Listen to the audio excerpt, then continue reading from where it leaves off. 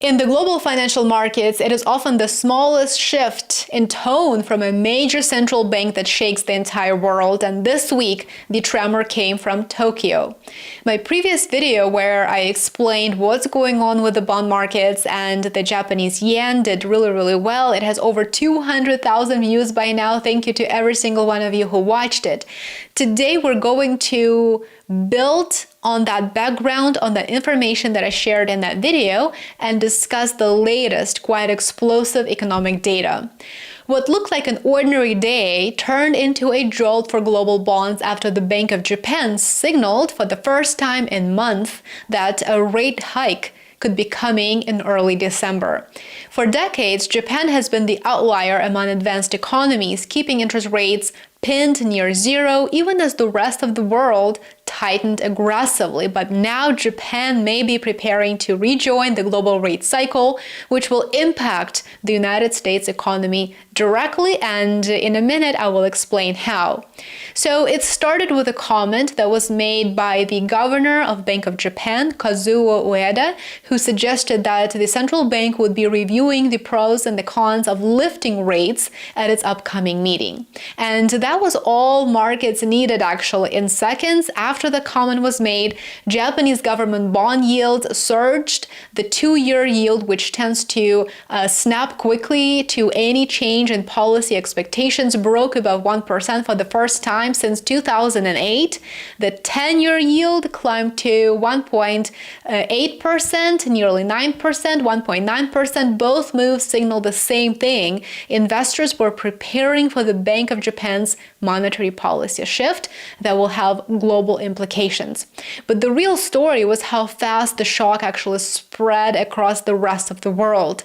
Almost instantly, yields rose in Europe and in the United States. In the US, Treasury yields jumped by the most in a month as traders pulled back expectations of deep rate cuts in 2026. The 10-year yield moved above 4% again, and the 2-year rose to 3.5%. This is where the global picture becomes more interesting, in my opinion. Higher yields in Japan matter because Japanese investors are among the biggest buyers of foreign government bonds, especially US Treasuries and European sovereign debt. This is what I focused on in the first part to this video, in that first video that I mentioned. And if rates at home finally offer more compelling returns, what are those investors going to do? Well, of course, those investors will begin bringing their money back home. There's no other way around it. Either slowly reducing their purchases of overseas bonds, of US bonds and European bonds, or repatriating funds outright.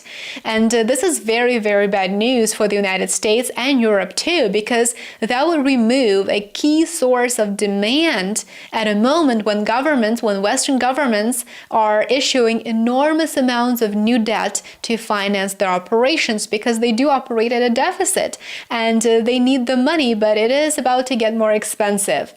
Analysts describe the market action as a butterfly effect, where a single hawkish signal in Tokyo tightened financial conditions globally.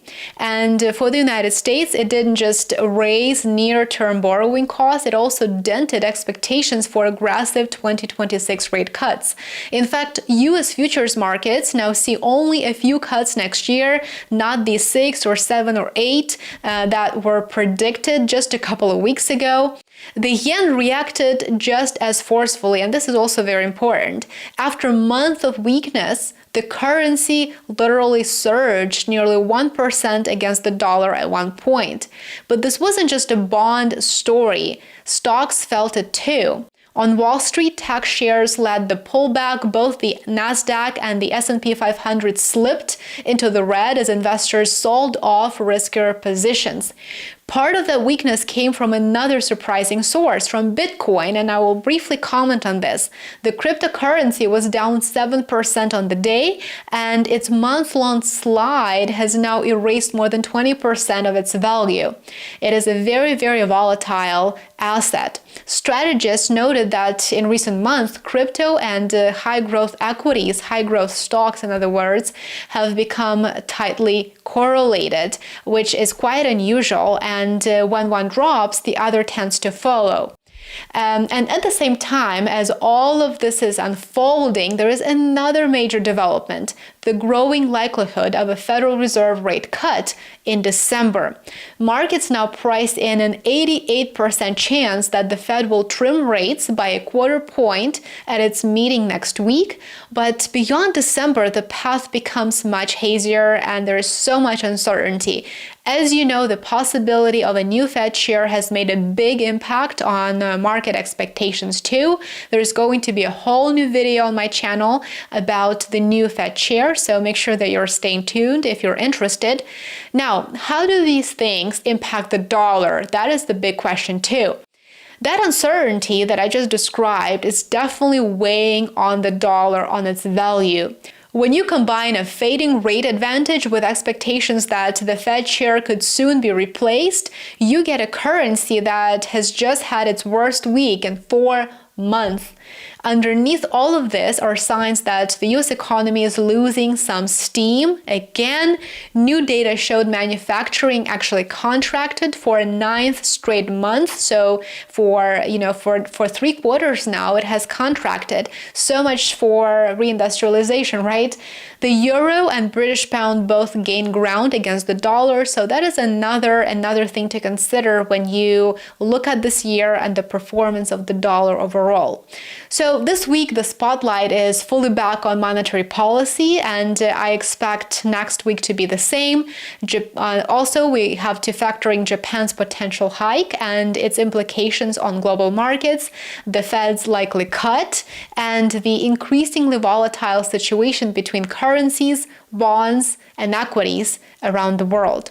All of this sets up a December that will be filled with high-stakes decisions that will ripple far into early 2026 and beyond. The Bank of Japan could end decades of ultra-easy policy, the Fed could confirm its rate cut, and investors could get more clarity on who will succeed Jerome Powell.